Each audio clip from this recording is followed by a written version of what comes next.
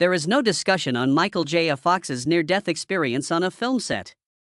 A hanging sequence in Back to the Future The 3 went horribly wrong when the rope stopped his brain's blood supply. It took a few seconds for the director to notice that he was hanging unconscious. However, the battle he was already engaged in secret was even more intense than this near-death experience. He was working 18-hour days by that point and keeping his terrible diagnosis a secret from everyone. He almost died from the pressure in multiple ways. Everything would be altered by the truth about those years. In Edmonton, Alberta, on June 9, 1961, Michael Andrew Fox was born. While his mother was a payroll secretary and had a secret passion for performing, his father served as a career soldier in the Royal Canadian Corps of Signals. Both his mother's creative flair and the rigid regimen of military life permeated his early years. As an army brat growing up, you were always on the go. Due to his father's 25-year work, the family frequently traveled, residing in areas including Chilliwack and North Bay. As a preteen, Michael had already resided in 5 different cities. Being the new kid all the time taught him how to swiftly adjust, read circumstances, and utilize humor to gain friends. Although his life wasn't easy, it helped to mold the sharp wit for which he subsequently gained fame. After his father retired in 1971, the family eventually made Burnaby, British Columbia, their home. Michael had a secure home for the first time as he entered the years that would shape his life. Like a lot of boys in Canada, Michael initially wanted to play ice hockey professionally. Motivated by athletes like Bobby Orr, he gave the sport his all attention. He was quick and focused, giving the game his all. Michael, however, remained little as his teammates became taller and more powerful. He soon stopped growing, reaching a height of only 5 feet, 4 inches, which made professional competition all but impossible.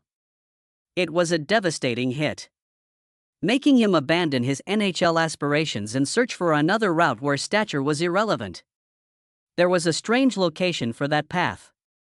Before he discovered drama class in high school, he had been playing in garage bands and teaching himself to play the guitar. A teacher saw his innate sense of humor when he was 15 years old in 1976 and urged him to try out for a new sitcom on the Canadian Broadcasting Corporation.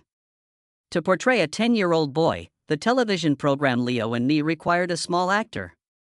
His size, the very thing that dashed his hockey dreams, became an asset overnight. He was hired, and he received his first salary as a professional. Michael didn't know it would transform his life when he went to that audition at the age of 15. The fact that the role could be performed by a teenager with virtually no professional experience shocked the producers. However, his youthful appearance and innate talent won them over.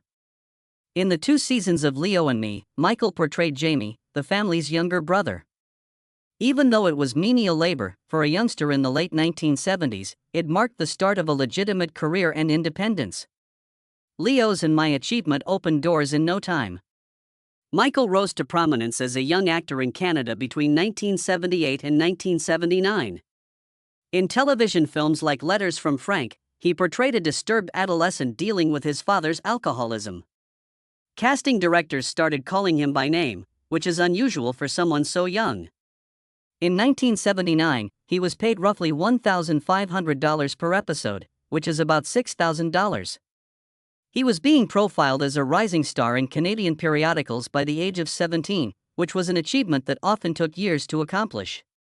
His perspective on acting was altered by a character he played in 1979. He appeared as Mark, a young man battling illness, in the Phoenix Theatre's stage adaptation of The Shadow Box in Vancouver. The Pulitzer Prize-winning drama explored serious issues of mortality, and Michael was the youngest member of the cast by almost 10 years at the age of 18.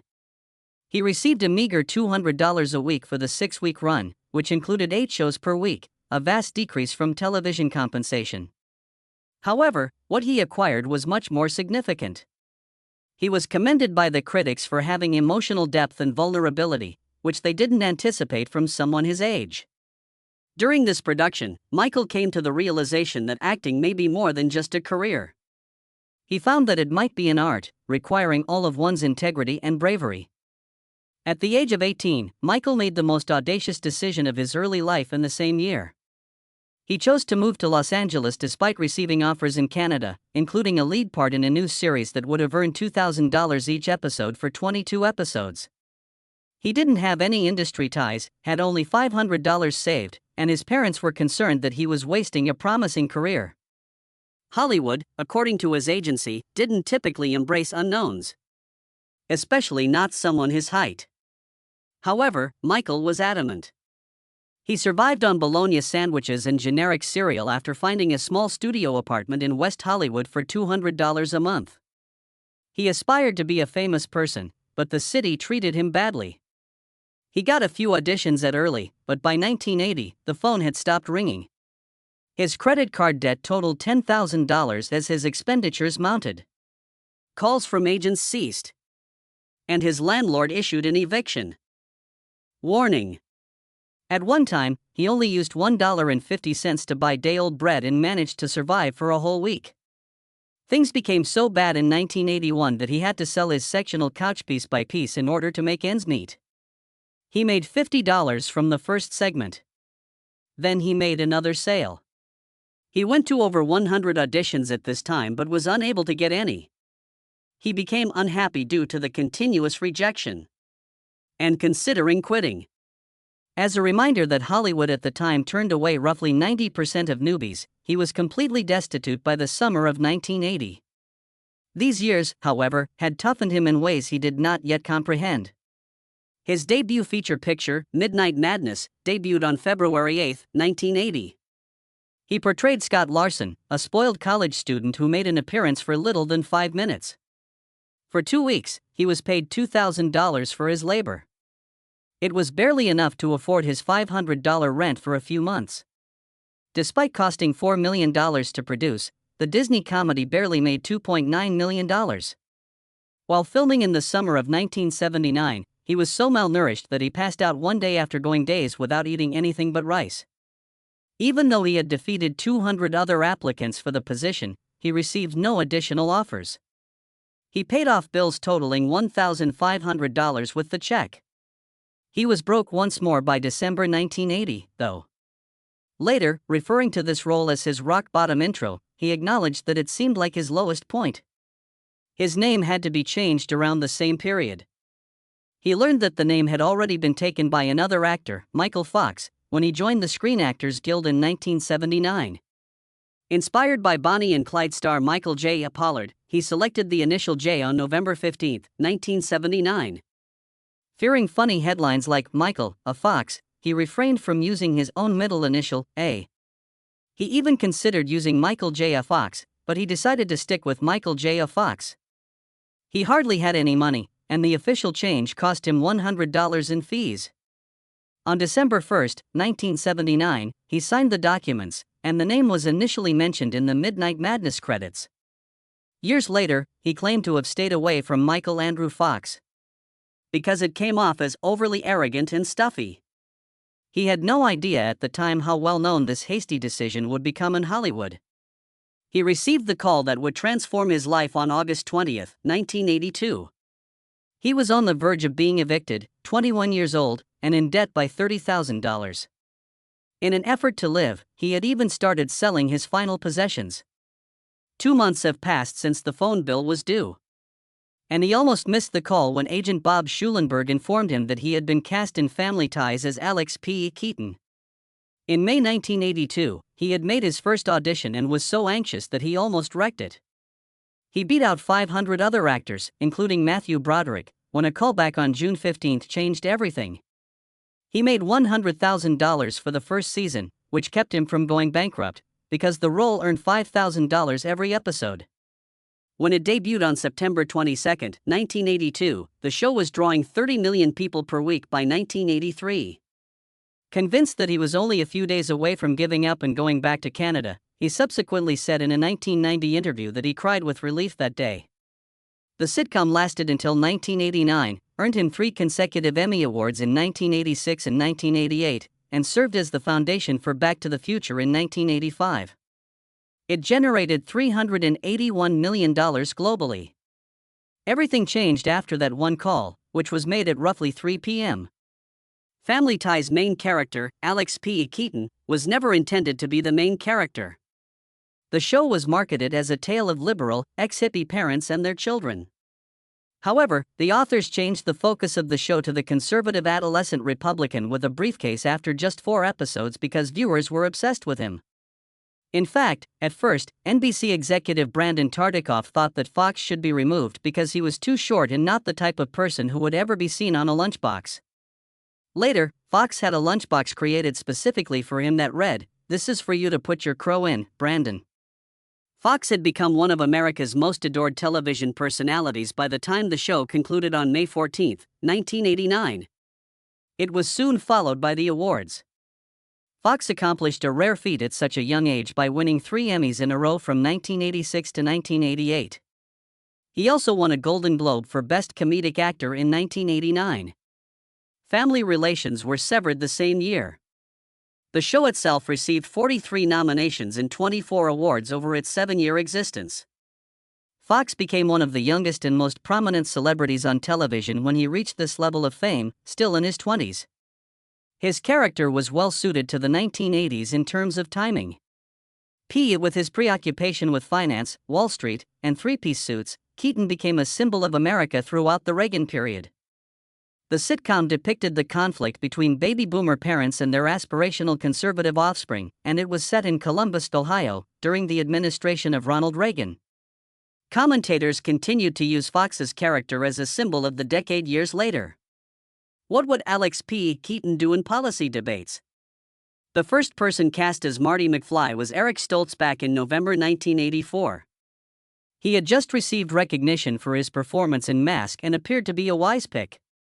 But after filming for over a month, director Robert Zemeckis became aware of a problem. He wanted a humorous vibe, but Stoltz was taking the role in a darker, more serious direction. It was Zemeckis who broke the bad news on January 10, 1985. Even though Michael J. Fox took Stoltz's position, he was nonetheless paid in full. A fortune has already been spent on filming by the studio.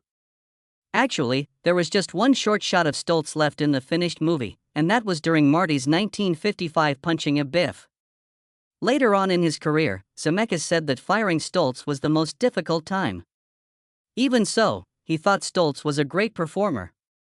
Because of the decision, Fox was forced to work a schedule that few people in Hollywood could handle. He worked on Family Ties at Paramount from 10 a.m. to 6 p.m. from mid-January to mid-March 1985. After that, he hurried to the Back to the Future set at Universal, where he worked from 6:30 p.m. until 2:30 a.m. Even Fridays were punishing. He practiced Family Ties from noon until 5 o'clock, did 2 live tapings for the studio audience, and then resumed filming at 10 o'clock at night, frequently working until dawn.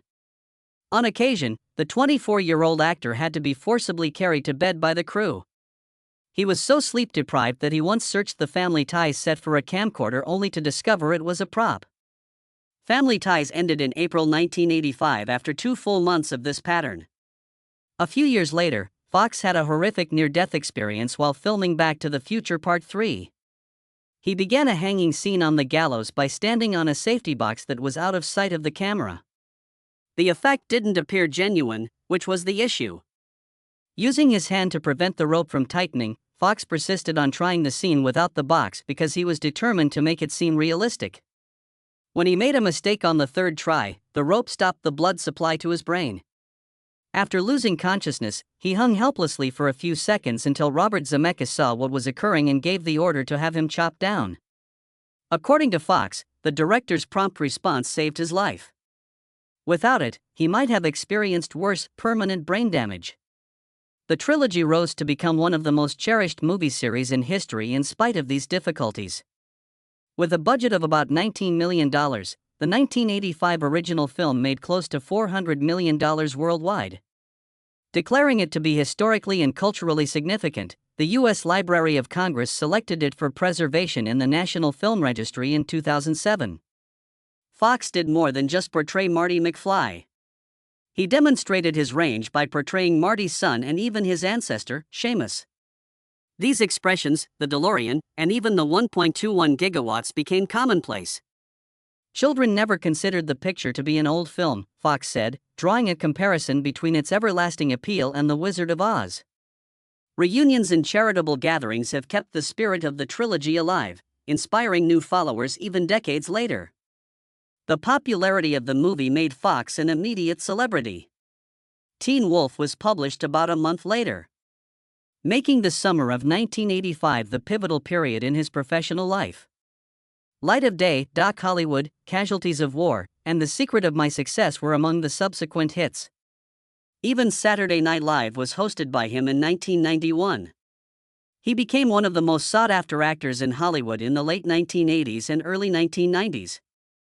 With Spin City, a sitcom, he continued to be successful. The show, which ran from 1996 until 2001, won him 3 Golden Globes. The trilogy had laid the groundwork for a career that would establish him as a global household name. Fox's ability to transition between serious drama and lighthearted comedy astounded both viewers and critics. Based on a 1966 true event, he co-starred with Sean Penn in the gripping Vietnam War drama Casualties of War in 1989. Fox portrayed a soldier named Private Erickson, who witnesses his squad abduct and attack a Vietnamese woman. Roger Ebert referred to it as his best dramatic effort because of how powerful his performance was. He had played a fact-checker who was on the verge of cocaine addiction in Bright Lights, Big City the previous year. In that role, he delivered a drunken speech that Ebert called the best of his career. His roles demonstrated that he was much more than just a teenage idol, and equipped to deal with extremely difficult material. He entered voice acting, which further broadened his career. He provided the voice of the Bulldog Chance in the 1993 Disney film Homeward Bound: The Incredible Journey. Audiences enjoyed Fox's energetic voice acting, and the movie was a huge success. Due to his breakthrough, he was cast as Stuart Little in 1999, a part that brought in over $300 million globally. His ability to continue working as his health deteriorated made voice acting particularly significant later. His flexibility was further demonstrated in 2001 when he provided the voices of characters in Atlantis, The Lost Empire. Fox had established himself as the real box office king by this time. I made $110 million using The Secret of My Success, and Doc Hollywood made $54.8 million.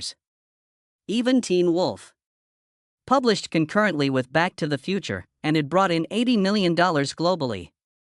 His films made an astounding $1.82 billion in total, placing him 144th out of all actors at the time. Few could equal his schedule, which included 7 seasons of Family Ties and 10 feature films between 1985 and 1991. However, behind the success, Fox's health was slowly declining.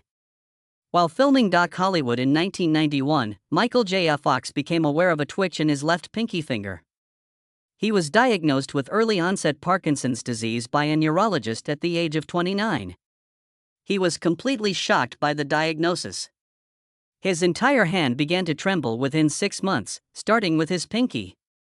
He later acknowledged that he used alcohol extensively in those formative years. He described himself as an alcoholic who drank to cope with his fear of what was happening to his body. He would occasionally submerge his head in the bathtub for hours on end because he felt that he had to suffer and sink as far as he could before confronting reality. He was still Hollywood's vivacious star on the outside. From 1991 to 1998, he learned to conceal his illness from co-workers and photographers. To maintain his composure throughout scenes, he took his dopamine pills at precise times, ingesting them like Halloween Smarties. He would frequently conceal his shaking hands on stage by holding briefcases or coffee mugs. In an attempt to stabilize himself, he leaned against walls and tables, putting his body in seemingly normal positions but in excruciating pain all the while. Nobody knew he was having so much trouble. In 1992, a year after receiving his diagnosis, Fox had a breakdown. Drinking, sadness, and deteriorating symptoms combined to push him to the brink, as he put it. In order to change his life, he decided to give up alcohol with the help of his wife, Tracy Pollan, and their little children. His sobriety spans over 3 decades. Since he was unable to conceal his anxieties without booze, he acknowledged that the initial days of sobriety were harsh. He was supported by Pollan, who forced him to face reality. And his path toward acceptance began with that decision.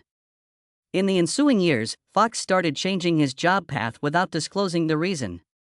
After completing movies such as The Frighteners, 1996, and Doc Hollywood, 1991, he turned his attention to television. In 1996, he agreed to play the lead in Spin City on ABC. However, he informed DreamWorks CEO Jeffrey Katzenberg and network president Robert Iger of his diagnosis before deciding. "It might go really awful, or it might not," he explained. Nevertheless, they advised him to continue. Instead of going to make movies, he opted for television since it allowed him to remain in one location. His symptoms worsened by the second season, and he realized he couldn't continue to hide it. Fox announced to the public that he had Parkinson's disease on the cover of People magazine on December 7, 1998. He'd kept it a secret for 7 years. He was compelled to publicize his condition since paparazzi had begun to capture pictures of him. At the age of 37, he felt both relieved and anxious. According to his physician, he might only be able to function for 10 more years. Written by Todd Gold, the piece told his story while simultaneously promoting Parkinson's research.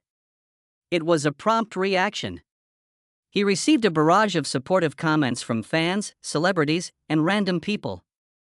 Rather than hurting his career, the announcement helped him connect with more people and dispel the stigma associated with the illness. Spin City was a huge hit. Fox won 2 Screen Actors Guild Awards in 1999 and 2000, 3 Golden Globe Awards in 1998, 1999, and 2000, and 1 Emmy Award in 2000 for the 6-season series. Even as his symptoms worsened, he remained an executive producer and an actor. He underwent a 4-hour brain operation to control his symptoms, and during the second season, he told his co-stars about his condition. Despite his health issues, audiences loved him and the show flourished. The pressure on the body became unbearable by January 2000. Fox described how he could feel his face becoming harder and his motions becoming more rigid. Later episodes had him clinging to walls or desks. On January 19, 2000, he declared his intention to leave Spin City. It devastated his co-stars. Wishing him well in his battle against the illness, Barry Bostwick broke down in tears during interviews. He was replaced by Charlie Sheen for the final 2 seasons. Fox gave fans closure by making 3 farewell guest appearances. In 2000, at the age of 39, Michael J. Fox established the Michael J. Fox Foundation for Parkinson's Research. When he was diagnosed with the condition in 1991 at the age of 29, he had already been living with it in secret for 9 years. What began as one man's endeavor swiftly expanded into a force that changed the way Parkinson's research was conducted globally. The Guardian referred to it as the biggest private sponsor of Parkinson's disease research by 2006. The foundation maintained strict oversight over its programs, in contrast to other medical research organizations, and awarded funds directly to researchers it felt had the highest possibility of discovering a cure. In fact, the New York Times called it the world's most reliable source on Parkinson's research. Few would have believed that the foundation could pay more Parkinson's research than the entire U.S. government at the start, yet by 2022, it was doing so. Its fundraising efforts have been impressive in scope. The organization became the world's largest nonprofit funder of Parkinson's disease research in 2023, having raised more than $2 billion for Parkinson's initiatives. In 2024, community fundraising events brought in a record $53 million in a single year. During 41 days that summer, 4 men, one of whom had Parkinson's disease, rode 2,800 miles from California to Hawaii as part of the Team Human Powered Potential Challenge. The $41 million in donations that resulted from their efforts were increased by an anonymous donor who promised to triple match each and every donation. Campaigns of all sizes yielded remarkable outcomes. In 2016, $6.75 million was raised through a Nike raffle from only 2 London and Hong Kong auctions. Private donations accounted for $303 million of the foundation's $316 million in revenue by 2023. There has never been such widespread private support for a single illness in history. Since the discovery of levodopa in 1967, the foundation has contributed to what many have dubbed the greatest Parkinson's disease discovery in 2023. In 2010, researchers started the Parkinson's Progression Markers Initiative, which led to the discovery of a 93% accurate method of detecting the condition. Alpha-synuclein seeding amplification assay. This test detects aberrant alpha-synuclein proteins in spinal fluid. Often referred to as the Parkinson's protein, these proteins may be present in both high-risk individuals and those who have already received a diagnosis. He hadn't displayed any signs yet. The findings, which were promptly published in The Lancet Neurology in April 2023, revolutionized clinical trials by making them more efficient, less expensive, and speedier. The FDA published a letter of support in September 2024, recommending the biomarker for use in studies and clinical trials. It took decades of work and millions of dollars to make this breakthrough. And thousands more people who are eager to volunteer for the study. Despite his worsening symptoms, Fox resumed acting in 2000, concentrating on parts that allowed him to incorporate his Parkinson's symptoms into his persona. The decision was successful. He received 6 additional nominations for his role as Lewis Canning on The Good Wife and won his 5th Emmy Award for his portrayal of Dwight in the television series Rescue Me. He made an appearance on Curb Your Enthusiasm as well. Both Boston Legal and Scrubs. He created and hosted The Adventures of an Incurable Optimist ABC special in 2009, which traveled throughout the US, India, and Bhutan and was nominated for an Emmy. The Good Fight was his final significant acting job prior to his retirement announcement in 2020. Fox will make his comeback to television in 2025 with a cameo appearance on Apple TV Plus Shrinking, a reunion with Bill Lawrence, his co-creator of Spin City, after a 5-year hiatus. Fox also had a successful writing career. He rose to prominence as one of the most renowned memoir writers when his debut novel, Lucky Man, became a #1 New York Times bestseller. He went on to write 3 more best-selling books. A Funny Thing Happened on the Way to the Future, Always Looking Up, and No Time Like the Future in 2020. His 3 audiobooks were nominated for Grammys, and in 2010, Always Looking Up won Best Spoken Word. His writings described how he dealt with his sickness while maintaining his optimism, but his most recent memoir was more open about the challenges that had almost caused him to abandon that perspective. He talked about the battle against Parkinson's disease as well as surgery, falls as well as the everyday difficulty of just getting by. Fox was presented with the Presidential Medal of Freedom by President Joe Biden at the White House on January 4, 2025. Only 19 individuals were given the distinction that year, including him. The White House called him a brave advocate for people with Parkinson's disease and lauded his optimism and tenacity, joining an elite group of leaders, activists, and Nobel Prize winners. His charity has raised over $1.75 billion since its inception by that point.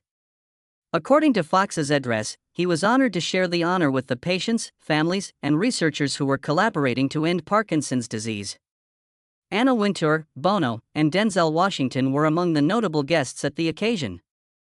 Fox shocked everyone once more later that year when he made a comeback to acting after a 5-year hiatus.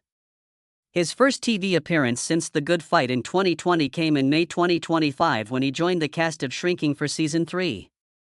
Since Harrison Ford's character with Parkinson's had already been presented in the series, the part had personal significance. The actors and staff were aware of his speech and mobility issues and made every effort to support him on production. Acting was only one aspect of Fox's choice. It was evidence that his limitations would not be determined by Parkinson's. Fox will publish his 5th book, Future Boy, Back to the Future, and My Journey Through the Spacetime Continuum, in October 2025. It centers on the 1 year of 1985, when he appeared as Marty McFly at night and filmed Family Ties during the day, and is timed for the 40th anniversary of Back to the Future. According to him, moment went awry during that moment and took me along with it. New cast interviews are included in the memoir, which also presents previously untold tales. Fox said it was more of a reflection on identity and purpose than a memoir, and it was written in collaboration with Nell Fortenberry, who is also on the board of his organization. Fox, who is 64 years old, has now opened up about the difficulties of having Parkinson's. Over 30 years. Recently, he acknowledged that it is becoming more difficult every day. His sense of humor hasn't diminished, though. When his wife, Tracy Pollan, sent a birthday greeting on Instagram, Fox responded that he was becoming more appreciative rather than older. He has been open about falling frequently and being immobile, and his close friend Ryan Reynolds said he falls because he isn't scared to fly. Despite his health issues, Fox continues to be at the forefront of innovative research, such as a $100 million initiative aimed at finding biochemical indicators for Parkinson's disease.